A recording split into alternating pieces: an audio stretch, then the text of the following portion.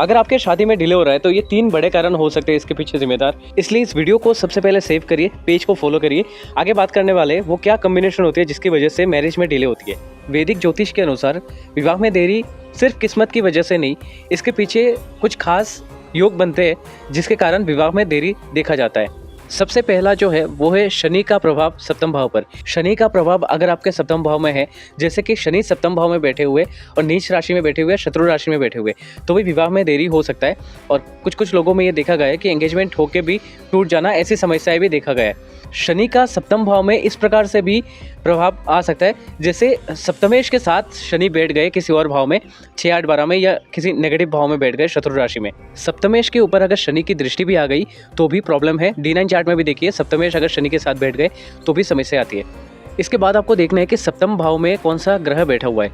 अगर बृहस्पति की दृष्टि नहीं है सप्तम भाव में, और सप्तम भाव के जो लॉर्ड है या सप्तमेश है वो अगर 6, 8, 12 में जाके बैठ गए, यानी सप्तमेश पीड़ित अवस्था में अगर है तो भी ये समस्या होती है। इसके बाद आपको चेक करना है कि सप्तम भाव में राहु केतु या मंगल आके अगर बैठ जाते तो भी समस्या है। मतलब राहु केतु एक साथ नहीं बैठते, राहु या केतु और उनके साथ मंगल आके अगर बैठ जाए, ऐसे कोई भी क्रूर ग्रह जो है वो आके बैठ जाए तो समस्या है। सप्तमेश अगर अस्त हो गए तो भी इसमें समस्या है, विवाह में देरी देखा जाता है। फिर भी पूरी कुंडली का विश्लेषण बहुत ज़रूरी है।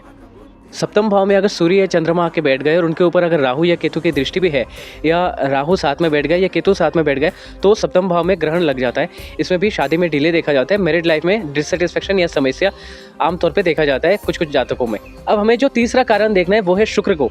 अब शुक्र को देखना है कि वो कमज़ोर है कि नहीं। आपकी कुंडली में अगर शुक्र कमज़ोर है तो विवाह में समस्या आती है, मैरिड लाइफ अच्छा नहीं चलता। शुक्र कमज़ोर होने पर विवाह और प्रेम संबंधों में भी समस्या आता है, ये आमतौर पे देखा जाता है। शुक्र अगर आपकी कुंडली के नीच राशि में है, 6, 8, 12 में अगर शुक्र बैठे हुए, शत्रु राशि में अगर शुक्र है, या पाप ग्रहों से पीड़ित अवस्था में है, शुक्र अगर अस्त हो गए हैं, तो भी ये समस्या होती है कि मैरिज में डिले होना या मैरिज में प्रॉब्लम आना, या मैरिज की बात जब भी होती है तब कुछ ना कुछ समस्या आ जाती है। और इसमें सबसे ज़्यादा देखा जाता है कि मंगल का अगर पोजीशन अच्छा नहीं है कुंडली में तो ज़्यादा प्रॉब्लम आती है। जब भी मैरिज की बातें होती है तब कुछ ना कुछ समस्या आ जाती है और मैरिज में डिले हमेशा से देखा जाता है। तो अगर आपकी कुंडली में भी ऐसी समस्या है तो आप अपनी कुंडली का एनालिसिस कराने के लिए दिए गए नंबर पर संपर्क कर सकते हैं।